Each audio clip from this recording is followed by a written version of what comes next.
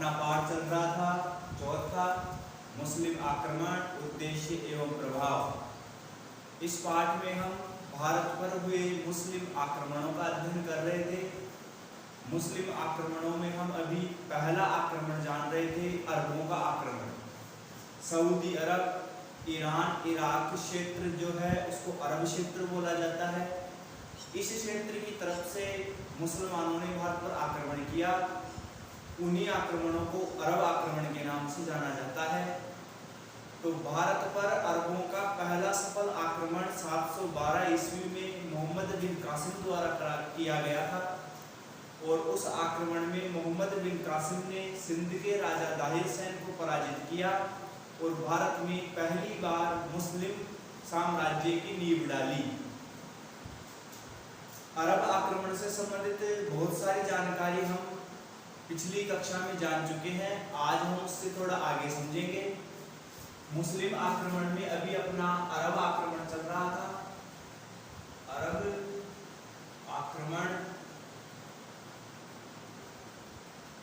तो अरब आक्रमण में आज हम आगे जानेंगे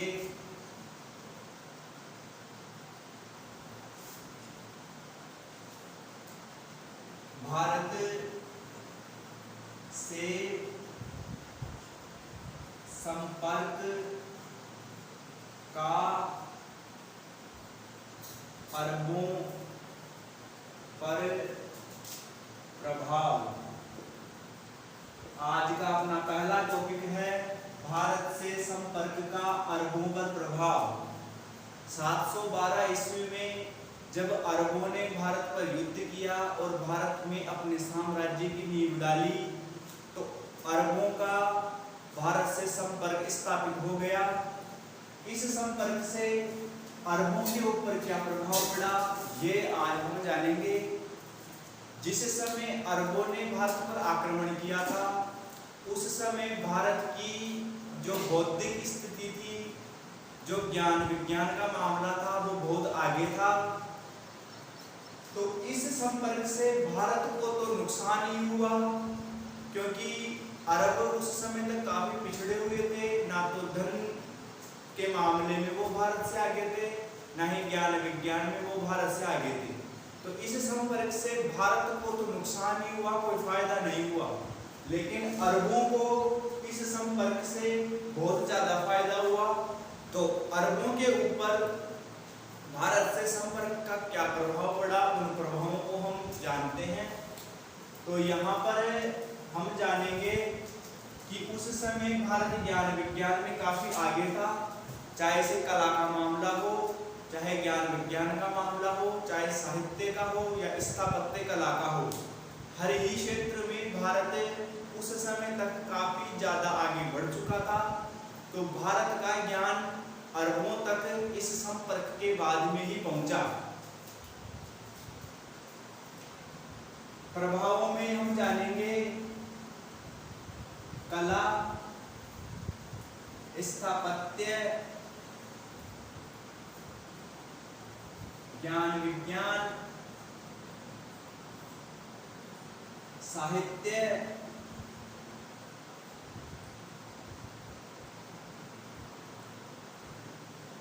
दर्शन आदि। कला का क्षेत्र हो, स्थापत्य का क्षेत्र हो, ज्ञान विज्ञान का क्षेत्र हो, साहित्य का क्षेत्र हो या दर्शन का क्षेत्र हो या अन्य कोई सा भी क्षेत्र हो, हर क्षेत्र में भारत उस समय अरबों से काफी आगे था। तो अरबों के आक्रमण की वजह से अरबों का भारत में संपर्क बढ़ा और इस संपर्क से अरबों को कला, स्थापत्य, ज्ञान विज्ञान, साहित्य, दर्शन आदि के क्षेत्र में काफी ज्यादा फायदा मिला। इन सभी क्षेत्रों में जो भारतीय ज्ञान था, वो भारतीय ज्ञान अरबों को भी मालूम हो गया और अरब क्षेत्र में भी इन सभी क्षेत्रों का ज्ञान पहुंच गया। तो इस संपर्क से अरबों को भारत जैसे विद्वान देश से इन सब क्षेत्रों में काफी ज्ञान प्राप्त हुआ, जिससे अरब क्षेत्र को काफी फायदा हुआ। इसके अलावा दूसरे प्रभाव हम देखते हैं कि बहुत सारे भारतीय ग्रंथों का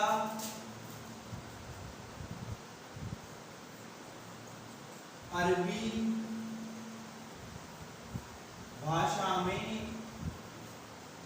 अनुवाद होने लगे। इस संपर्क के बाद में भारत के बहुत सारे ग्रंथ उस समय ज्यादातर संस्कृत भाषा में लिखे हुए थे, तो भारत के बहुत सारे संस्कृत ग्रंथों का अरबी विद्वान अरब भाषा में अनुवाद करने लगे, जिसके पीछे मुख्य कारण था भारतीय ग्रंथों से ज्ञान प्राप्त करना।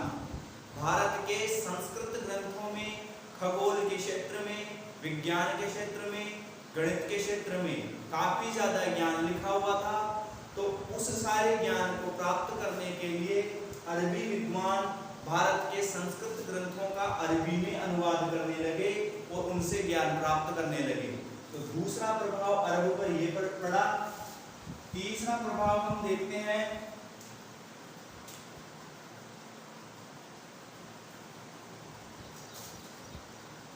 अंक पद्धति, दशमलव पद्धति,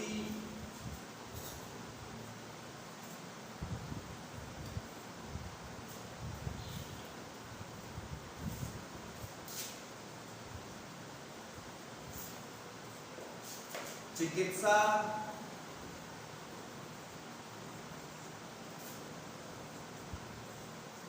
खगोल शास्त्र,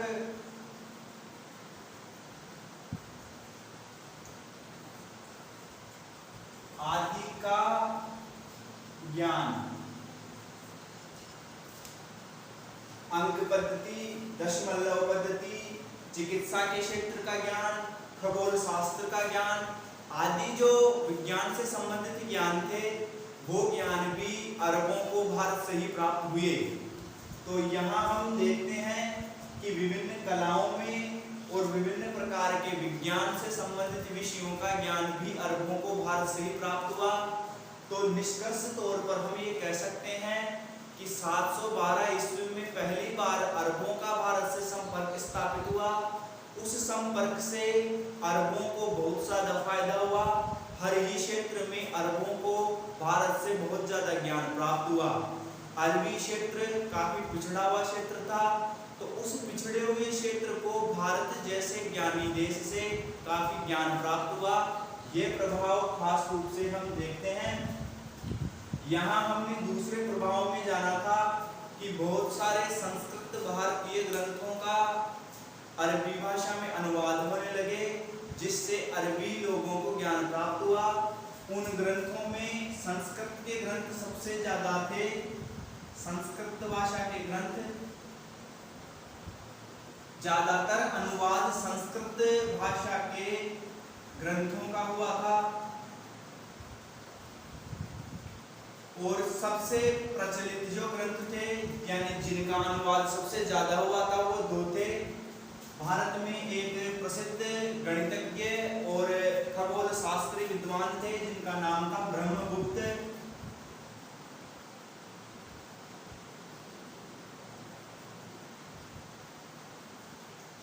ब्रह्मगुप्त नाम के विद्वान थे। ब्रह्मगुप्त विद्वान के दो ग्रंथ थे, एक तो ब्रह्म स्फुट सिद्धांत और एक खंड खांडियक।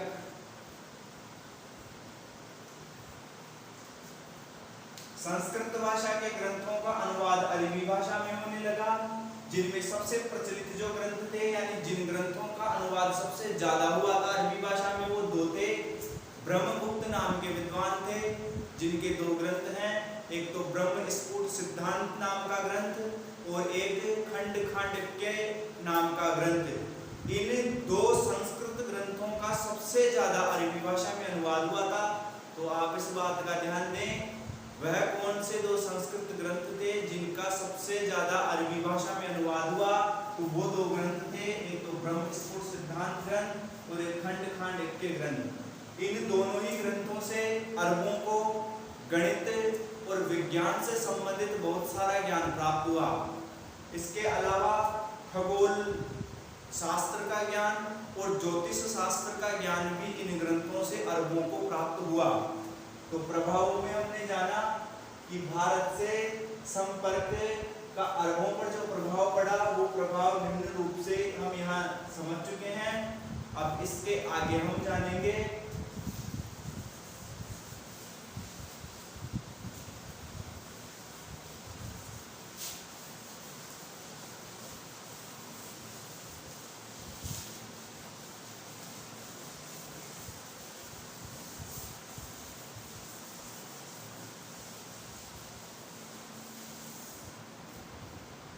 दूसरा पॉइंट है अपना अरबों की सफलता के कारण। 712 ईस्वी में दाहिर सेन और मोहम्मद बिन कासिम के बीच युद्ध हुआ, जिस युद्ध का नाम था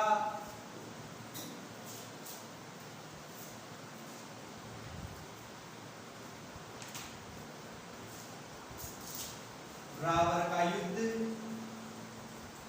रावर का युद्ध 712 ईस्वी में दाहिर सेन जो भारत के सिंध राज्य का राजा था और अरबी सेना का सेनापति मोहम्मद बिन कासिम उसके बीच युद्ध हुआ, रावर का युद्ध। इस युद्ध में मोहम्मद बिन कासिम की जीत हुई थी। तो इस जीत के कारण क्या थे, उन कारणों पर अब हम चर्चा करेंगे कि अरब क्षेत्र जो काफी पिछड़ा हुआ क्षेत्र था भारत के मुकाबले, फिर भी अरबी सेना की जीत क्यों हुई, अरबी सेना की सफलता के कारण क्या थे, उन कारणों पर हम चर्चा करते हैं। तो पहला जो कारण हमारे सामने है वो है भारत में एकता का अभाव। यानी 8वीं सदी में ये आक्रमण हुआ था भारत पर। तो 8वीं सदी के टाइम तक भारत में एकता में काफी कमी आ चुकी थी। भारत की राजनीतिक स्थिति इस प्रकार की हो चुकी थी कि भारत में जो विभिन्न राज्य थे उन राज्यों के राजा आपस में अपना साम्राज्य बढ़ाने के लिए एक दूसरे से लड़ाई झगड़े करते रहते थे, जिसके परिणाम स्वरूप भारत में एकता का अभाव था। यानी एक राजा दूसरे राजा का साथ नहीं देता था। इस युद्ध में भी यही हुआ जब मोहम्मद बिन कासिम जो एक विदेशी मुस्लिम आक्रमणकारी था, उसने 712 ईस्वी में जब सिंध के राजा दाहिर सेन पर आक्रमण किया तो उसके आसपास के जो राजा थे उन राजाओं ने दाहिर सेन का साथ नहीं दिया, जिसकी वजह से मोहम्मद बिन कासिम को इस युद्ध में जीत हासिल हुई। यदि भारत के राजा इस युद्ध में हिंदू शासक दाहिर सेन का साथ देते तो शायद मोहम्मद बिन कासिम इस युद्ध में सफल नहीं होता। तो पहला जो कारण था अरबों की सफलता का वो ये है कि भारत में एकता का अभाव था। दूसरा कारण था दाहिर सेन को जनसहयोग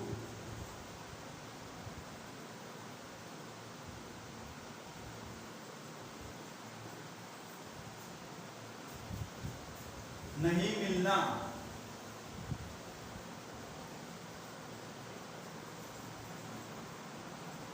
दूसरा कारण हमारे सामने आ रहा है कि सिंध के राजा दाहिर सेन को जनसहयोग भी प्राप्त नहीं हुआ। पहले कारण में हमने जाना कि दाहिर सेन को आसपास के राजाओं ने साथ नहीं दिया। दूसरा कारण ये है कि राजाओं के अलावा स्वयं दाहिर सेन की जो जनता थी, यानी सिंध राज्य की जो जनता थी, उस जनता ने भी स्वयं के राजा का साथ नहीं दिया। इसका कारण ये है कि सिंध का राजा दाहिर सेन अपने पिता का बड़ा पुत्र नहीं था वो छोटा पुत्र था इस और सिंध की गद्दी पर बैठा, जिससे जनता दाहिर सेन से असंतुष्ट थी क्योंकि वो बड़ा पुत्र नहीं था। दूसरा कारण है कि दाहिर सेन के अंदर जन कल्याण की भावना की भी कमी थी, जिसके चलते वो जनता का कल्याण कम ही करता था। जनता पर तरह तरह के कर और राजस्व ज्यादा लेता था, जिस वजह से भी जनता दाहिर सेन से नाराज थी। और इसी के परिणाम स्वरूप जब दाहिर सेन पर विदेशी आक्रमण हुआ तो वहां की सामान्य जनता ने भी दाहिर सेन का विरोध किया, उसका साथ नहीं दिया, क्योंकि दाहिर सेन ने भी जनता के लिए कोई कार्य पुराने समय में नहीं किए हुए थे। तो इस वजह से दाहिर सेन को स्वयं की जनता यानी स्वयं की जो सामान्य जनता थी उसका भी सहयोग नहीं मिला। इस वजह से भी दाहिर सेन इस युद्ध में हारा। तो ये दो प्रमुख कारण हमारे सामने आते हैं अरबों की सफलता के। इन दो कारणों की वजह से ही दाहिर सेन की शक्ति कमजोर पड़ गई और दूसरी तरफ अरबों की जो सेना थी वो शक्तिशाली सेना थी। उस सेना के सामने एक बड़ी और शक्तिशाली सेना की जरूरत थी जो दाहिर सेन के पास नहीं थी। इस वजह से ही इन दो कारणों के चलते इस पहली लड़ाई में मोहम्मद बिन कासिम को जीत प्राप्त हुई, यानी अरबों को सफलता मिली। तो अरबों की सफलता के मुख्य कारणों में ये दो कारण हमारे सामने आते हैं। तो ये हुआ अपना अरब आक्रमण का मामला कंप्लीट। अब हम अरब आक्रमण से संबंधित ही आगे की थोड़ी जानकारी और देखते हैं।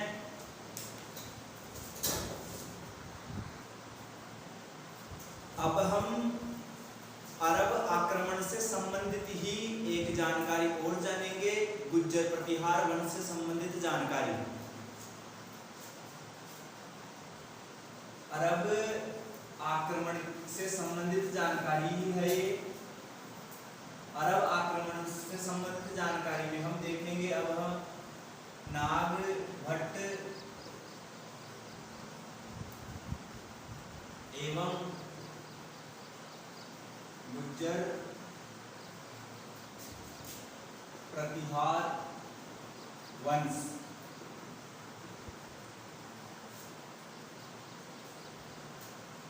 नागभट्ट प्रथम था ये। गुज्जर प्रतिहार वंश में नागभट्ट नाम के दो शासक हुए हैं। जो शुरू में हुआ वो नागभट्ट प्रथम था और जो बाद में हुआ वो नागभट्ट द्वितीय था। तो अब हम अरब आक्रमण के समय ही भारत में एक शक्तिशाली राजवंश चल रहा था जिसका नाम गुज्जर प्रतिहार वंश था। इस वंश के प्रमुख शासकों और इस वंश से संबंधित प्रमुख घटनाओं पर हम विचार करते हैं। मोहम्मद बिन कासिम के लौट जाने के बाद में भी अरबों का भारत पर आक्रमण होता रहा। तो उन आक्रमणों से भारत की रक्षा गुज्जर प्रतिहार वंश ने ही की थी। तो यहाँ हम गुज्जर प्रतिहार वंश के बारे में भी थोड़ा अध्ययन करते हैं। सबसे पहले हम नागभट्ट प्रथम के बारे में जानेंगे। नागभट्ट प्रथम का जो शासन काल था, शासन काल वह 730 से 730 ईस्वी से 756 ईस्वी तक है। गुज्जर प्रतिहार वंश का शासक था नागभट्ट प्रथम, जिसका शासन काल 730 ईस्वी से 756 ईस्वी तक बताया गया है। नागभट्ट प्रथम ने झालोर, अवंती, आज के समय जो उज्जैन है इसी का प्राचीन नाम अवंती था। तो नागभट्ट प्रथम ने झालोर में, अवंती में और कन्नौज में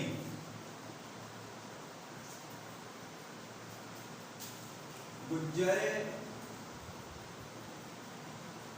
प्रतिहार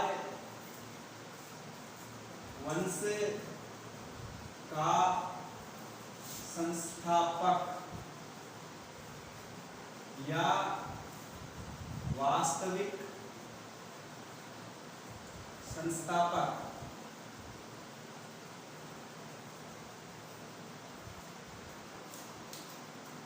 झालोर क्षेत्र में, अवंती क्षेत्र में और कन्नौज क्षेत्र में पहली बार गुज्जर प्रतिहार वंश की स्थापना नागभट्ट प्रथम ने की थी।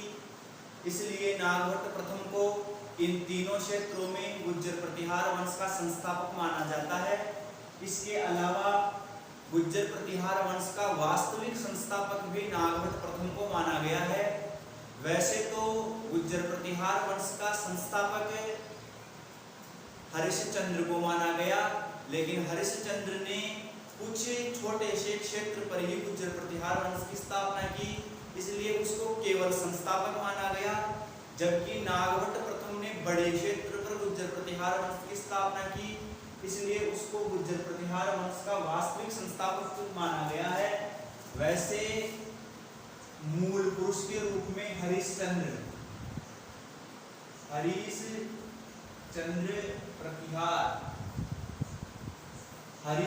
प्रतिहार को गुज्जर प्रतिहार वंश का संस्थापक कहा जाता है, लेकिन इसने छोटे से क्षेत्र में की, इसलिए केवल ये संस्थापक है। वास्तविक संस्थापक नागभट्ट प्रथम को माना गया है, ये बात आप ध्यान दें।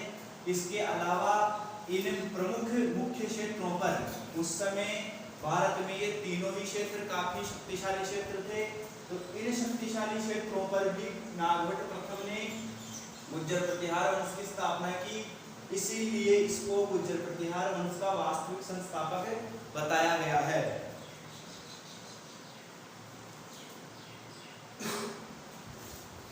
नागभट्ट प्रथम ने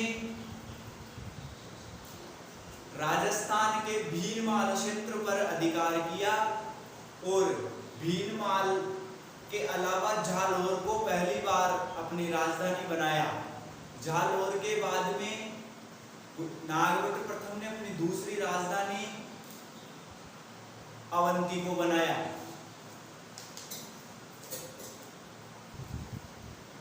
नागभट्ट प्रथम एक शक्तिशाली शासक था।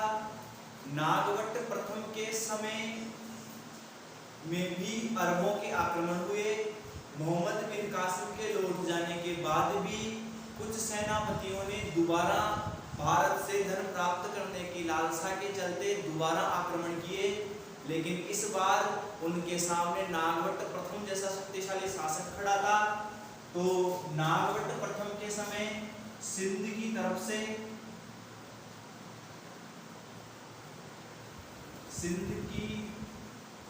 से अरबों के आक्रमण हुए।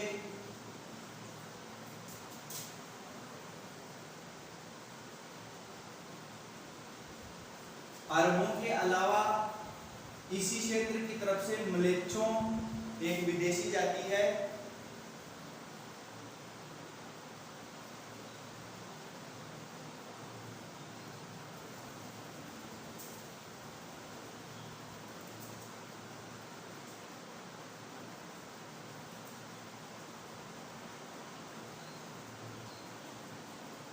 मलेच्छ एक विदेशी जाति है।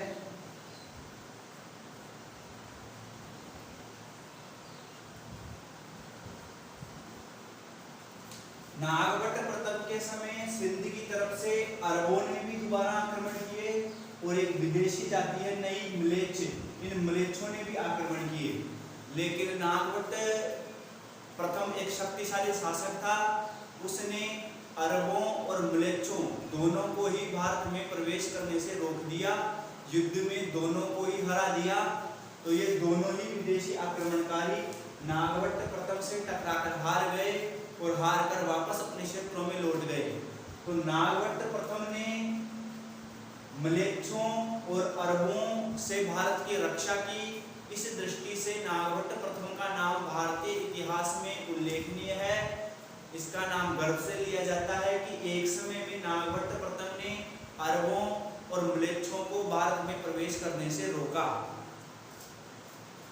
ग्वालियर प्रशस्ति नागभट्ट प्रथम से संबंधित जानकारी का एक स्रोत है। ग्वालियर प्रशस्ति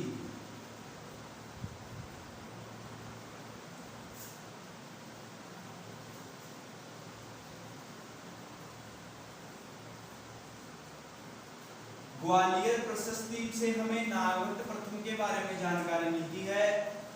इस ग्वालियर प्रशस्ति में नागभट्ट प्रथम को अरबों एवं म्लेच्छों का दमनकारक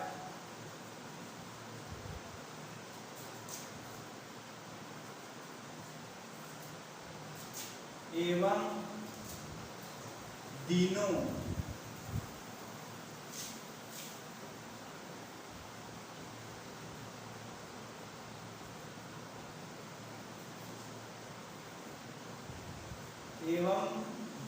दीनों मतलब गरीब, दीनों का उद्धारक बताया।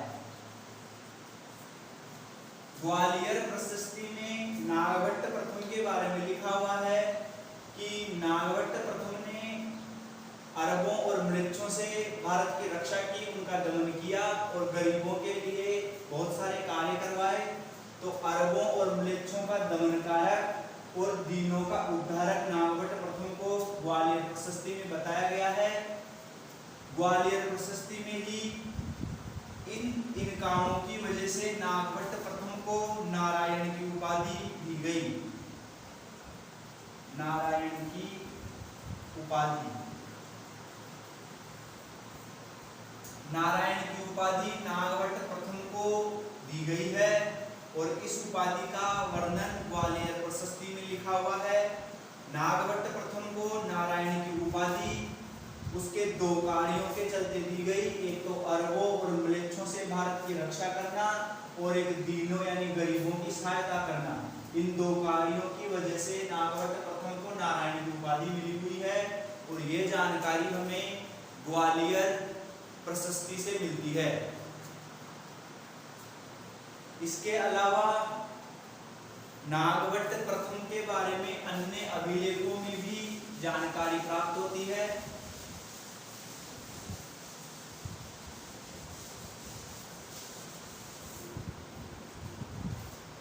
नागभट्ट प्रथम के बारे में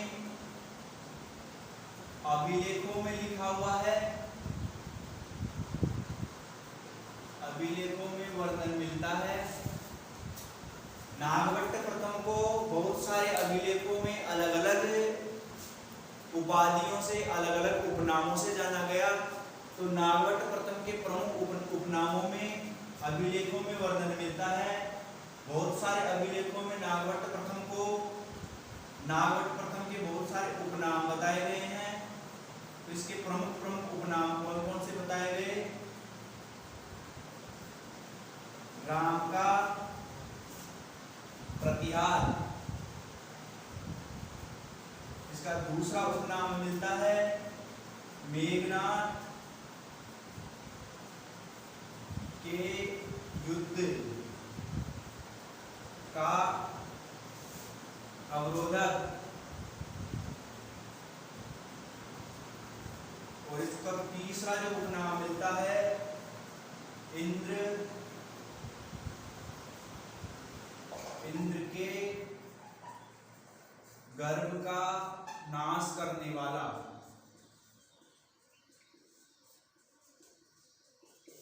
बहुत सारे अभिलेखों में नागभट्ट के बहुत सारे उपनाम हमें मिलते हैं।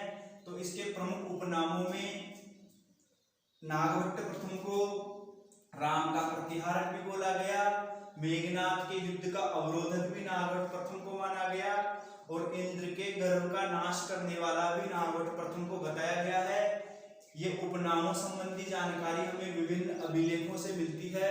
विभिन्न अभिलेखों में नागभट्ट प्रथम के बारे में इस प्रकार का वर्णन हमें मिलता है।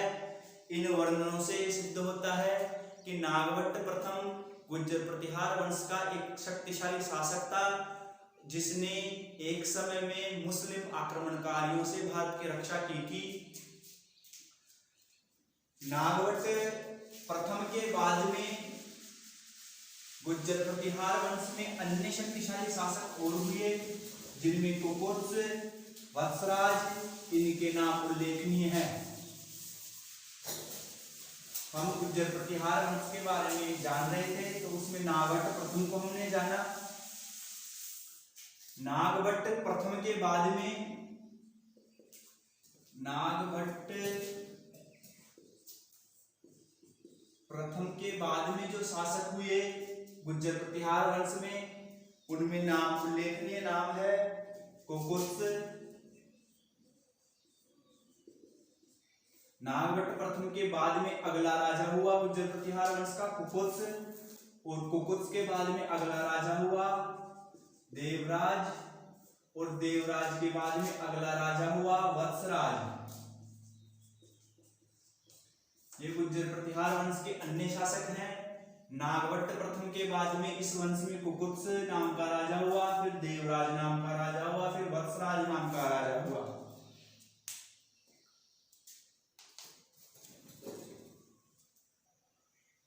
गुर्जर प्रतिहार वंश में वत्सराज के बाद में अगला शासक हुआ नागभट्ट द्वितीय। वत्सराज का पुत्र था ये, इसकी माता का नाम सुंदर देवी था। तो वत्सराज और सुंदर देवी का पुत्र था नागभट्ट द्वितीय। ये गुर्जर प्रतिहार वंश का वत्सराज के बाद में अगला शासक बना। नागभट्ट द्वितीय भी अपने समय का एक शक्तिशाली शासक था। नागभट्ट द्वितीय को गुर्जर प्रतिहार वंश का सबसे शक्तिशाली शासक बताया गया है। ये नागभट्ट प्रथम से भी अधिक शक्तिशाली था। इसने एक समय में लगभग संपूर्ण उत्तरी भारत पर अपना अधिकार कर लिया था। नागभट्ट प्रथम का जो शासन काल है वह शासन काल 795 ईस्वी से 833 ईस्वी के बीच का माना गया। 795 ईस्वी से लेकर 833 ईस्वी के बीच नागभट्ट द्वितीय गुर्जर प्रतिहार वंश का शासक रहा। इस समय के अंदर ही इसने भारत के बहुत बड़े क्षेत्र पर गुर्जर प्रतिहार वंश का साम्राज्य विस्तार कर दिया था। नागभट्ट द्वितीय का जो प्रथम युद्ध था वह राष्ट्रकूटों से हुआ। दक्षिण भारत का एक राजवंश था। दक्षिण भारत का एक राजवंश था राष्ट्रकूट वंश। इस राष्ट्रकूट वंश का शासक था गोविंद तृतीय। तो राष्ट्रकूट वंश के शासक गोविंद तृतीय से नागभट्ट द्वितीय का पहला युद्ध हुआ। इस युद्ध में नागभट्ट द्वितीय की हार हुई। ये नागभट्ट द्वितीय की पहली और एकमात्र हार थी। इसके बाद किसी भी युद्ध में नागभट्ट द्वितीय किसी भी राजा से पराजित नहीं हुआ। एक समय के बाद प्रथम युद्ध में राष्ट्रकूट वंश से हार मिल जाने के बाद में नागभट्ट द्वितीय ने अपनी शक्ति को बढ़ाया और आने वाले समय में एक समय में राष्ट्रकूट वंश को भी पराजित कर दिया। उसके बाद कन्नौज का शासक था चक्रायुद्ध। नागभट्ट द्वितीय ने कन्नौज के शासक चक्रायुद्ध से भी युद्ध लड़ा और इस युद्ध में चक्रायुद्ध को पराजित कर दिया। चक्रायुद्ध राष्ट्रकूट द्वितीय से नागभट्ट द्वितीय से चक्रायुद्ध हार गया। हारने के बाद में नागभट्ट द्वितीय का अधिकार कन्नौज पर हो गया। कन्नौज उस समय में भारत का एक शक्तिशाली नगर था। इस शक्तिशाली नगर पर चक्रायुद्ध को हराकर नागभट्ट द्वितीय ने अपना अधिकार स्थापित कर लिया और नागभट्ट द्वितीय ने झालोर के स्थान पर कन्नौज को ही अपनी राजधानी बनाया। गुर्जर प्रतिहार वंश की अगली राजधानी कन्नौज बनी और कन्नौज को राजधानी नागभट्ट द्वितीय ने बनाया। इस कन्नौज को लेकर ही आगे नागभट्ट द्वितीय का राष्ट्रकूटों से और युद्ध हुआ। इस युद्ध में राष्ट्रकूटों को नागभट्ट द्वितीय ने पराजित कर दिया और इस कन्नौज को लेकर ही पाल वंश का शासक था धर्मपाल, उसका भी नागभट्ट द्वितीय से युद्ध हुआ। पाल वंश का शासक धर्मपाल। इस धर्मपाल से भी नागभट्ट द्वितीय का युद्ध हुआ इस कन्नौज को लेकर। इस युद्ध में भी धर्मपाल को नागभट्ट द्वितीय ने हरा दिया। तो इस प्रकार हम देखते हैं कि राष्ट्रकूट वंश और पाल वंश ये दोनों ही शक्तिशाली वंश थे। इन शक्तिशाली वंशों को नागभट्ट द्वितीय ने कम साधन और छोटी सेना होने के बावजूद भी पराजित किया। इससे ही ये पता चलता है कि नागभट्ट द्वितीय अपने समय का संपूर्ण उत्तरी भारत का एक शक्तिशाली शासक था। गुज्जर प्रतिहार वंश को चरम ऊंचाइयों पर पहुंचाने में नागभट्ट द्वितीय का अहम योगदान है। धर्मपाल और नागभट्ट द्वितीय के बीच जो युद्ध हुआ उस युद्ध का नाम है मुंगेर का युद्ध। मुंगेर का युद्ध धर्मपाल और नागभट्ट द्वितीय के बीच लड़ा गया था, जिसमें धर्मपाल की हार हुई थी, नागभट्ट द्वितीय की जीत हुई थी। इसके अलावा एक लेखक है जिसका नाम है दलपत विजय। दलपत विजय नाम के एक लेखक हैं, कवि हैं, जिन्होंने एक रचना लिखी दलपत विजय की रचना। इनकी रचना का नाम है खुमान रासो। दलपत विजय की रचना का नाम है खुमान रासो। इस खुमान रासो से हमें खुमान रासो में नागभट्ट द्वितीय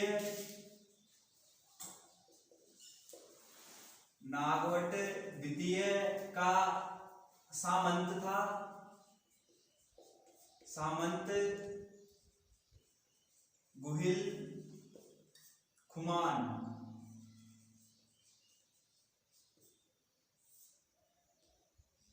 नागभट्ट द्वितीय का सामंत था गुहिल खुमान। इस गुहिल खुमान ने मुसलमानों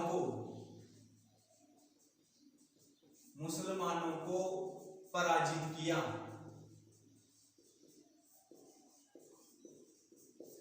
गुहिल खुमान जो नागभट्ट द्वितीय का सामंत था, इसने मुसलमानों को पराजित किया। यह जानकारी हमें दलपत विजय की रचना खुमान रासो से मिलती है। तो खुमान रासो से क्या जानकारी मिलती है, इसका आप ध्यान रखें कि दलपत विजय की रचना खुमान रासो से हमें यह जानकारी मिलती है कि नागभट्ट द्वितीय के सामंत गुहिल खुमान ने एक समय में मुसलमानों को पराजित किया था और मुसलमानों को भारत से बाहर खदेड़ा था।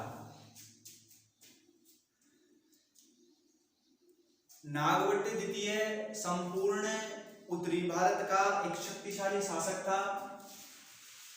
संपूर्ण उत्तरी भारत को उसने अधिकार कर लिया था। भारत का जो सबसे प्रमुख नगर था उत्तरी भारत में उस समय वो था कन्नौज। उस कन्नौज पर भी नागभट्ट द्वितीय ने अधिकार किया।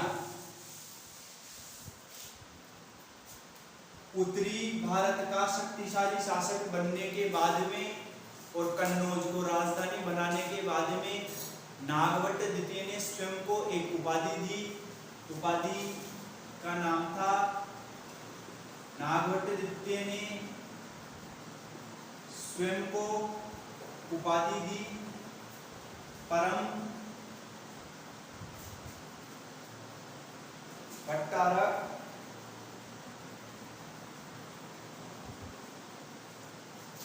महाराजा धीराज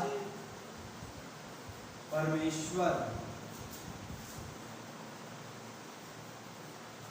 उत्तरी भारत का शक्तिशाली शासक बनने के बाद में, कन्नौज को राजधानी बनाने के बाद में नागभट्ट द्वितीय ने स्वयं को एक उपाधि दी थी। वो उपाधि थी परम भट्टारक महाराजाधिराज परमेश्वर। तो ये उपाधि किसको मिली हुई है, नागभट्ट द्वितीय को।